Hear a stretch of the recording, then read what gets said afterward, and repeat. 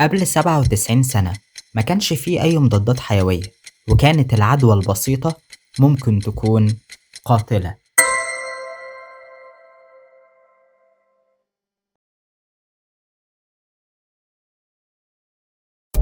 في دراسة بحثية سنة 2016 بعنوان الكنز المسمى بالمضادات الحيوية The Treasure Called Antibiotics، قالت إن السبب الأساسي للوفاة حوالين العالم قبل اكتشاف المضادات الحيوية كانت الأمراض المعدية. تفتكروا إزاي البشر اكتشفوا أول مضاد حيوي في التاريخ؟ ده اللي هنعرفه في حلقة النهاردة.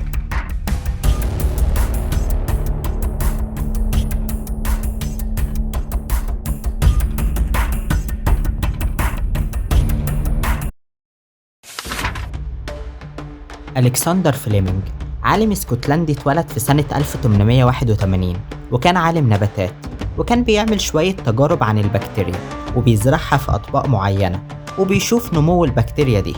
وكان مخطط إنه هياخد أجازة علشان يقضي شوية وقت مع عيلته في لندن، وزرع شوية بكتيريا قبل ما يمشي وياخد أجازته. ولما رجع من الأجازة بتاعته لقى إنه نسي يغطي مزرعة من مزارع البكتيريا، واكتشف إن أحد المزارع دي اتلوثت بفطر من الهواء لأنها كانت مكشوفة، والفطر ده منع نمو البكتيريا اللي حواليه.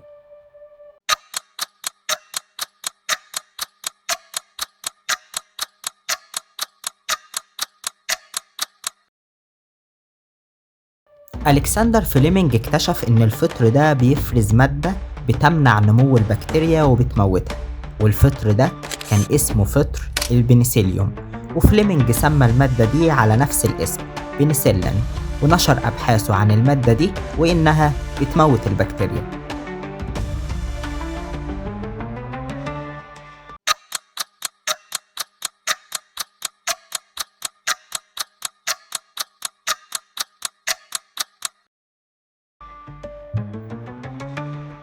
بعد 10 سنين مجموعة من العلماء في مختبر في جامعة إكسفورد، أبرزهم كان واحد اسمه أرنست تشين وهوارد فلوري، قرروا يعملوا شوية تجارب على مادة البنسلين اللي اكتشفها ألكسندر فليمنج، وجربوا يعزلوا المادة دي وينقوها ويعملوا تجارب على الحيوانات علشان يشوفوا مدى سلامة المادة دي وفعاليتها. وفعلا تجاربهم نجحت جدا، وبدأ هنا استخدام البنسلين كأول مضاد حيوي في التاريخ.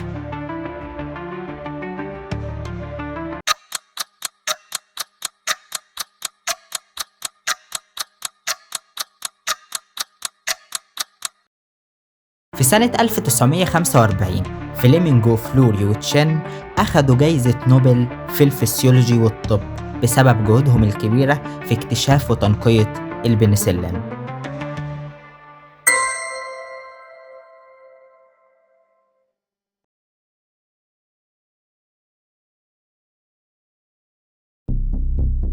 في ال20 سنة اللي بعد كده العلماء قعدوا يعدلوا في تركيب البنسلين علشان يخلوه أكثر فاعلية ويقدر يأثر على أغلب البكتيريا.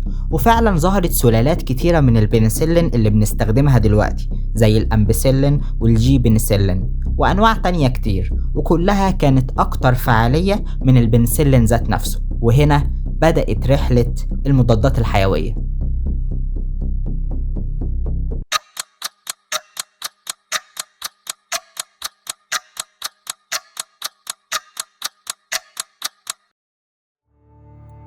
رحلة المضادات الحيوية بدأت بصدفة، شباك كان مفتوح وفطر جه على طبق بكتيريا، لكن فليمنج ما تجاهلش الصدفة دي، وده كان جزء من مقولته الشهيرة اللي كان بيقول فيها: